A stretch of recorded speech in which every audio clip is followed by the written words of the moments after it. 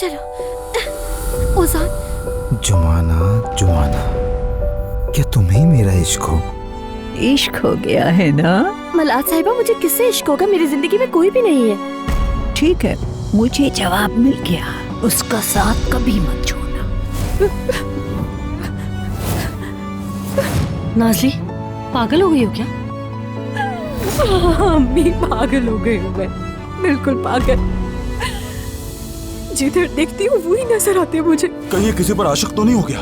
फिर किसी को दिल दे बैठा क्या?